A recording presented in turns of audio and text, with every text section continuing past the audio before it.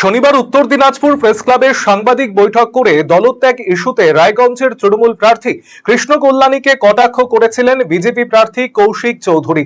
এদিন তার পাল্টা জবাব দিলেন তৃণমূলের উত্তর দিনাজপুর জেলা সহ সভাপতি অরিন্দম সরকার।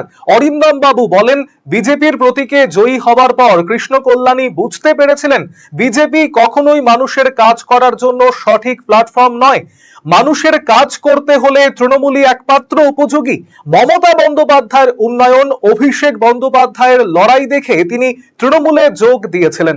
পরবর্তীতে বিধায়ক পদ ত্যাগ করে উপনির্বাচনে তৃণমূলের প্রতীকে লড়াই করেছিলেন কৃষ্ণ কল্যাণী।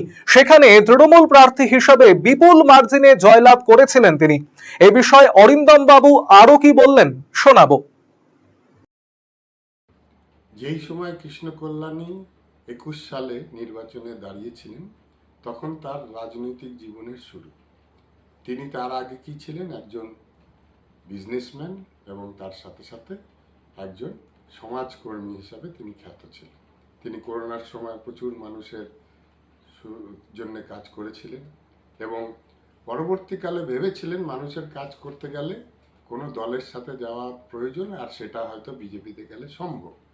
কিন্তু যখন তিনি ভোটে দাঁড়িয়ে 20,000 ভোটে জিতলেন, তারপরে বিজেপির অন্দরমহলে যেই তিনি বুঝতে পেরেছিলেন যে বিজেপি কখনোই মানুষের কাজ করার জন্য সঠিক প্ল্যাটফর্ম নয়। মানুষের জন্য যদি সঠিক প্ল্যাটফর্ম করতে হয় তাহলে একমাত্র তৃণমূল কংগ্রেসই তার উপযোগী, এবং তিনি এটাই দেখেছিলেন মমতা বন্দ্যোপাধ্যায়ের উন্নয়ন, অভিষেক বন্দ্যোপাধ্যায়ের লড়াই, সেটাকে সাক্ষী করে তিনি তৃণমূল কংগ্রেসে যোগ দিয়েছিলেন।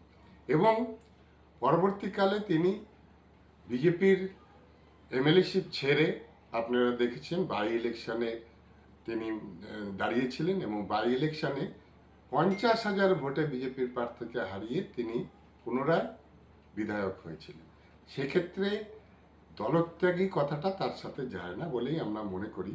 আর সেই রকমভাবে যদি দলত্যাগী বলা হয়, তো বিজেপির অর্ধেকের বেশি যারা আজকে এমএলএ এমপি আছে তারা আমাদের দলের থেকে তাদের জন্ম এবং জেতা এবং তার পরবর্তীকালে তারা চলে গেছিলেন। আপনারা রায়গঞ্জের সাংসদের কথাই দেখুন না, রায়গঞ্জের সাংসদ তৃণমূলের আদ্যপান্ত একজন তৃণমূলের মানুষ ছিলেন, আজকে তিনি বিজেপির এমপি হয়েছে।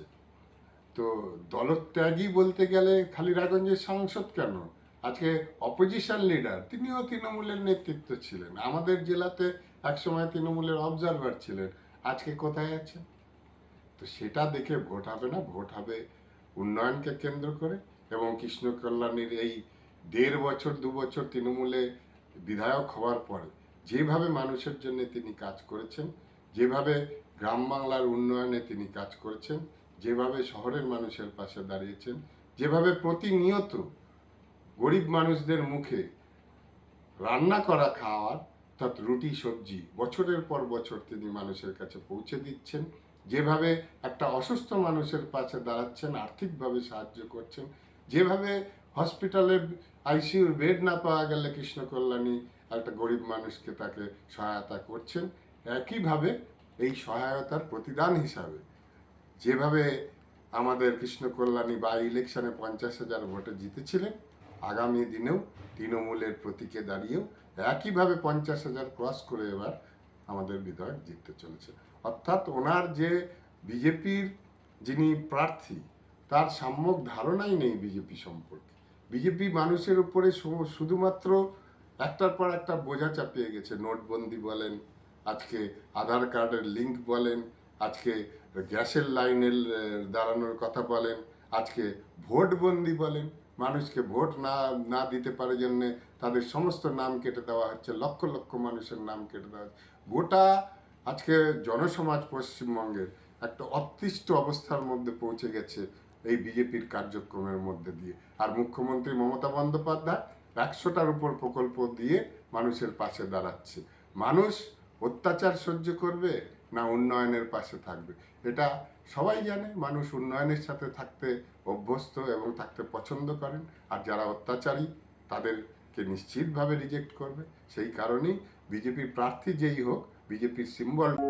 আমাদের এই ক্লিনিকে সমস্ত রকম দাঁতের চিকিৎসা করা হয়, যেমন দাঁত তোলা, আরসিটি, দাঁত বাঁধানো, দাঁতের ফিলিং, এবং আরো বিভিন্ন রকম সমস্ত রকম আধুনিক পরিষেবা এখানে দাঁতের দেওয়া হয়। রায়গঞ্জ তথা উত্তর দিনাজপুর জেলার প্রখ্যাত দন্ত চিকিৎসক কালিদাস সাহার দন্তসাথী এখন আরো আধুনিক ও উন্নত মানের পরিষেবা নিয়ে এসেছে সকলের জন্য। অত্যাধুনিক টেকনোলজি নির্ভর এই সুপরিচিত অ্যাডভান্স ডেন্টাল ক্লিনিকে এখন নিয়মিত বসছেন ডক্টর কালিদাস সাহা ও ডক্টর অরিত্র সাহা। অ্যাপয়েন্টমেন্টের ভিত্তিতে বসছেন ডক্টর অর্ণব সাহা ও ডক্টর অঙ্কিতা পাল সাহা। তাই দাঁতের যে কোনো ছোট বড় সমস্যার সমাধানে আজই আসুন দন্তসাথী, রায়গঞ্জ, উকিলপাড়া, রামকৃষ্ণ আশ্রম ও মার্চেন্ট ক্লাব মাঠের সন্নিকটে। আপনার হার্টকে প্রোটেক্ট করুন heart winning cardiac services and cath lab ফ্যাসিলিটির সাথে। থালামাস ইনস্টিটিউট অফ মেডিকেল সায়েন্সেসের থেকে হার্ট অ্যাটাক নিয়ে চিন্তা নেই, আমরা আপনার সাথে আছি।